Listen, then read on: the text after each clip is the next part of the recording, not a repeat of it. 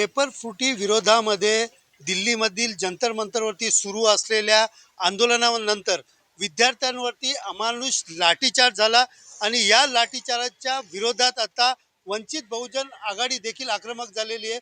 वंचित बहुजन आघाडीचे राष्ट्रीय अध्यक्ष प्रकाश आंबेडकर यांनी महाराष्ट्र बंदची हाक दिली होती। त्यानुसार आपण पाहिलं तर महाराष्ट्रात अनेक ठिकाणी बंद पाळला गेलेला आहे। त्याचप्रमाणे कल्याणमधील आंबिवली आणि त्याचबरोबर टिटवाळा परिसरात देखील या ठिकाणी व्यापाऱ्यांनी मोठ्या प्रमाणात या बंदमध्ये सहभाग घेतलेला पाहायला मिळत आहे। सकाळपासूनच या ठिकाणी वंचित बहुजन आघाडीचे जे कार्यकर्ते आहेत ते या ठिकाणी आक्रमक झालेले पाहायला मिळाले। काही ठिकाणी कार्यकर्ते रस्त्यावरती उतरून घोषणाबाजी करताना पाहायला मिळत आहेत।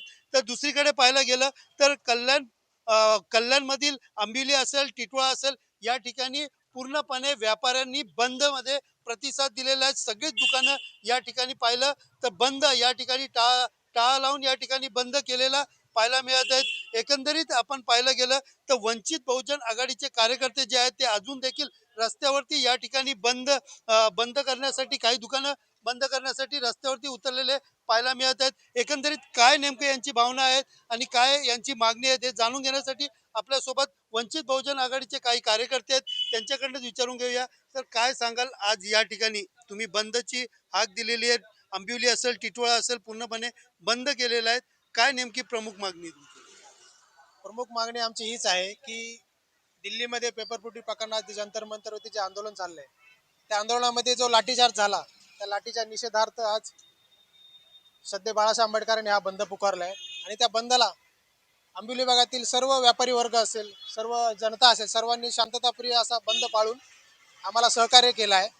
इथल्या पोलीस प्रशासनाने सुद्धा आम्हाला चांगल्या प्रकारे सहकार्य केलं आहे आणि आमची प्रमुख मागणी हीच आहे की धर्मेंद्र प्रधान यांनी राजीनामा द्यावा आणि तिथले जे विद्यार्थी वर्ग आहे यांना न्याय मिळवून द्यावा, एवढीच आमची मागणी आहे।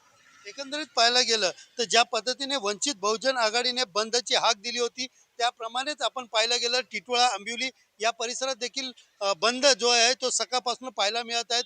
तर दुसरीकडे केंद्रीय शिक्षण मंत्री धर्मेंद्र प्रधान यांनी राजीनामा द्यावा आणि त्याचबरोबर जे विद्यार्थी आहे त्यांना कुठेतरी न्याय मिळावा, अशीच मागणी करत वंचित बहुजन आघाडी यांनी यापुढेही अशाच प्रकारे आंदोलन सुरू असल्याचा इशारा देखील दिलेला पाहायला मिळत आहे। सुनील जाधव, TV9 मराठी, कल्याण।